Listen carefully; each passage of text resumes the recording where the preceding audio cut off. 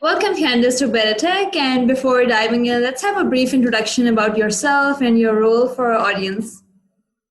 Oh, well, thank you for welcoming me and having me. I am General Counsel at Sezzle. I am on a campaign committee for Simpson Housing Services. It's a local homeless shelter here in Minneapolis. And I'm an advisor for Blacks United and Leading Technology International. I've been in-house in compliance for approximately 20 years at public and private companies. I'm a decorated war veteran. I was in Desert Shield and Desert Storm as a mechanic. Okay, cool.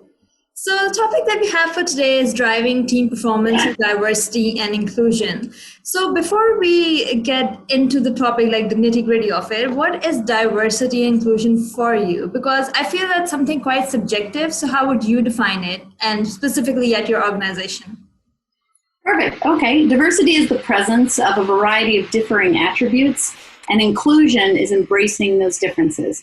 Because it's important to note that diversity is a noun and inclusion is a verb, and inclusion is the action required to achieve a state of true diversity. Diversity and inclusion, they're more than just giving the underrepresented a voice, because the minorities have voices. It's giving them an ear and lending a hand. So it's the act of listening to differing voices and factoring those differences into decisive action. Right. And how do the many facets of a diverse workforce beyond the C-suite come together to drive this productivity?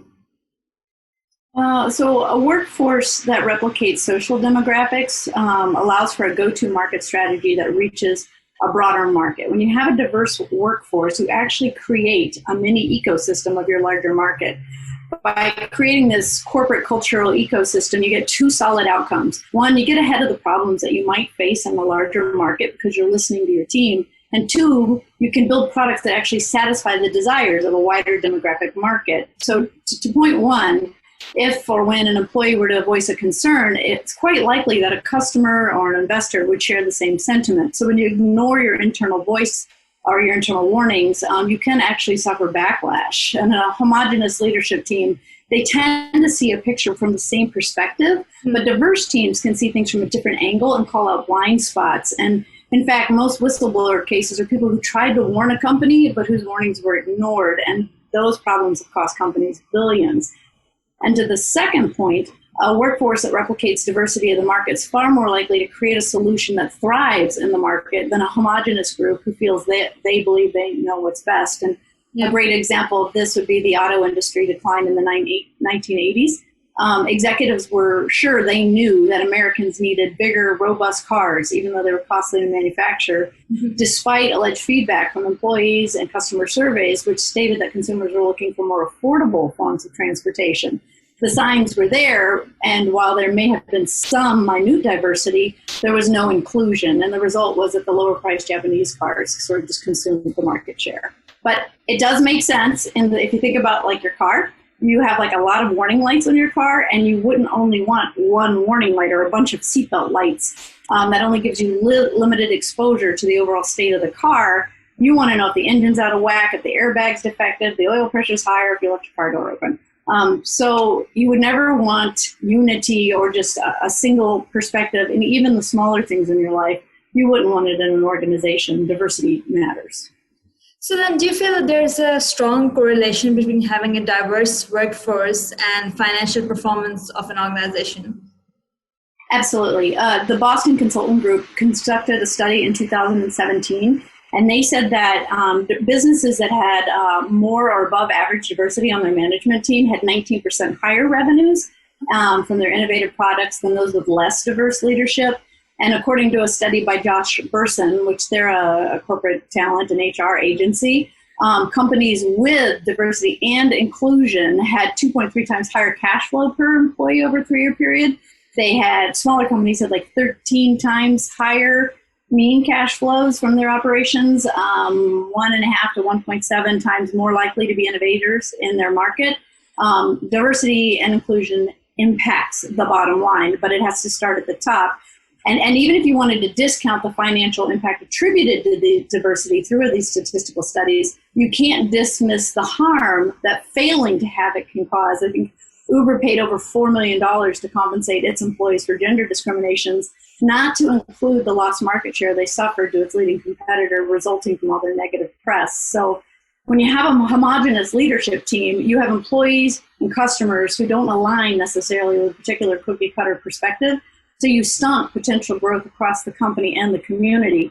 Baskin-Robbins, they're famous for having 31 flavors. And that 31 flavors is sort of their trademark. They have a diverse offering. Now, a leadership team of 31 would be a lot, but you do need more than one flavor. Vanilla appeals to some, chocolate appeals to some, but some of the greatest minds out there are hungry for butterscotch, trickle, and mint chocolate chip.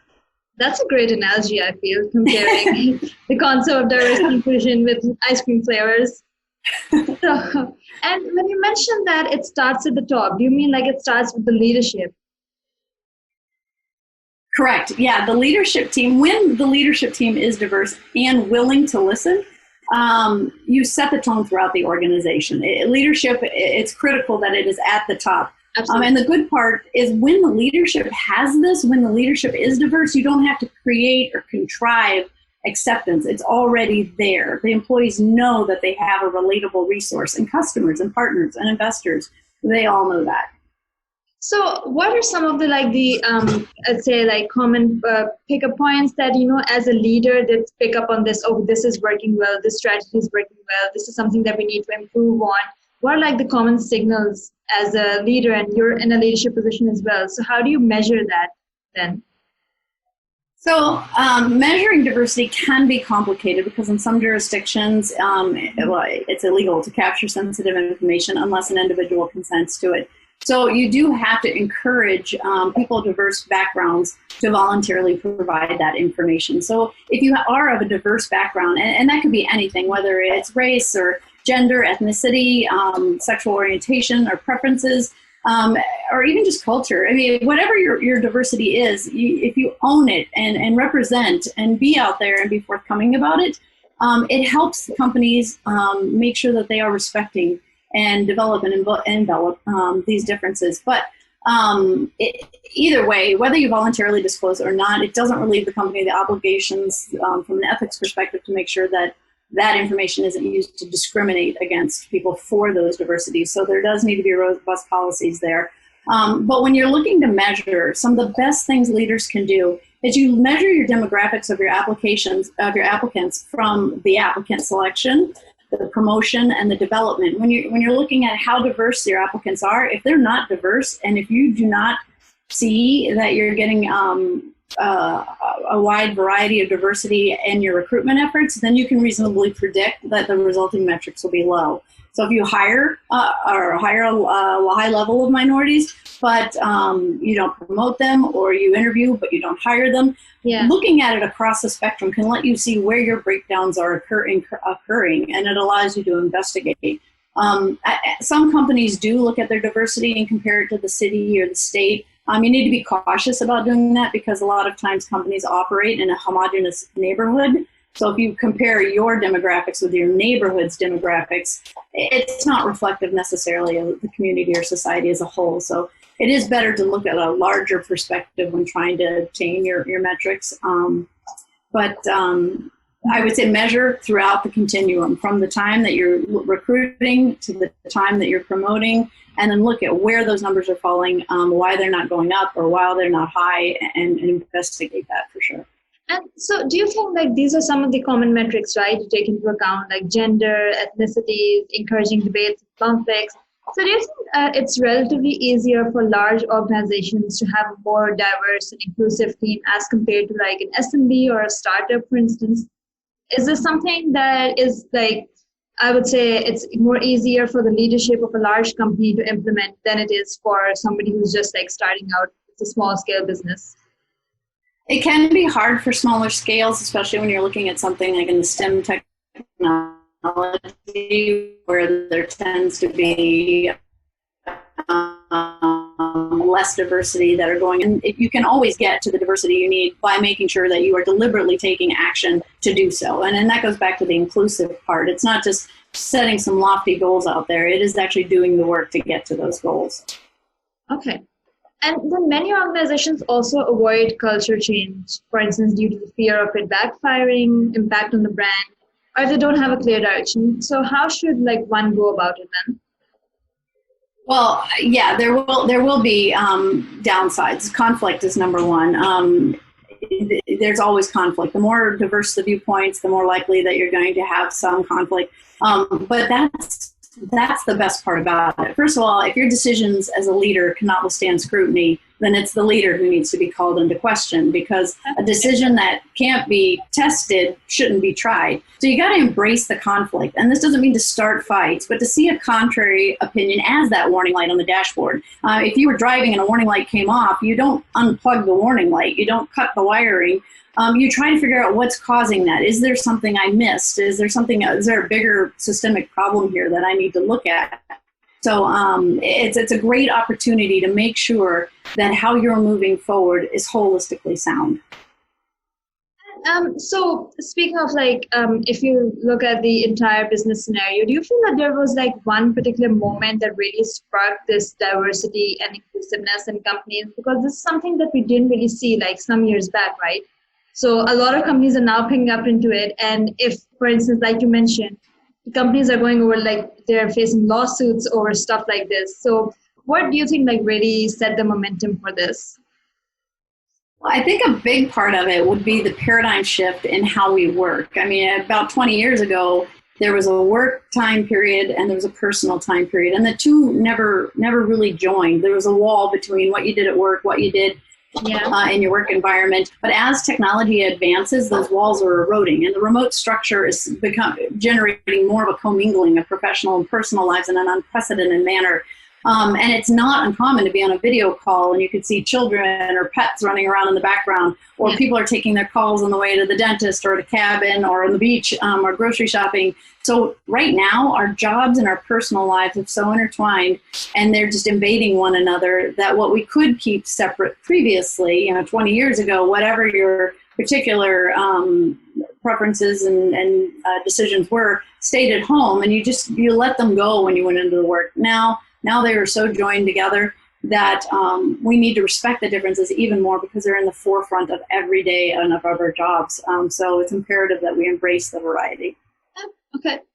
And so have you ever experienced, like with the clients that you worked with, you feel that they're not really picking up on this as fast enough as they should? What advice would you give them? Have you ever come across such a case?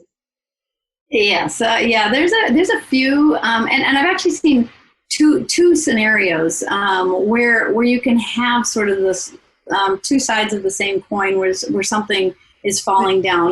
One side of it was, for instance, I was at a company, and I noticed that a particular woman kept bringing up concerns, and the management team was, well, her concerns are, she's just a woman, she's just venting. And she really wanted to help the company and wanted things to get better. So she found a willing ear of somebody at the company who was lower than her, but compelling. So she told her concerns, what remediations were necessary, and he ended up going to the leadership team, and the leadership team said, oh my goodness, we need to fix this. And they immediately took action. So that's a great example of where you have diversity and not inclusion. Her voice wasn't heard, and it was clear from the leadership that it was because she was a woman, but she found a way around that. Once the man was praised for his efforts, he humbly and kindly handed the recognition properly where it belonged. That was a bad example of how a company should handle things, but it was a real one. But there was a reverse scenario as well, where I worked with one woman who was wicked smart. She knew the product, she knew the market, but she came from a culture where women were a little more submissive and restrained. But she would bring up some amazing ideas, and the minute she got pushback, she shut down. She saw resistance, that it was a cue that she just needed to be quiet, as opposed to an invitation to accept. So in one scenario, they were pushing the woman down, and the other one, they were really trying to engage, but they lacked the communication skills respective to her culture to properly engage her and to continue to involve her. So they wanted it, but they lacked the skills. And those are two good examples of where the breakdowns can occur on either side, whether the employee or the company. Right. So you mentioned, you touched upon this earlier when it comes to like recruitment, right?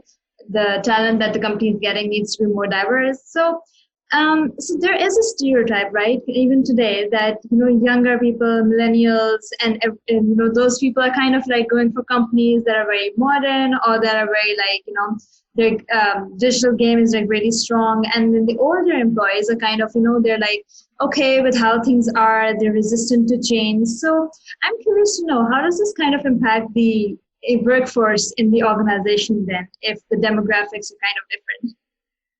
Because I That's a don't great really point. see that an organization could be really diverse and inclusive if the age demographics are like really different.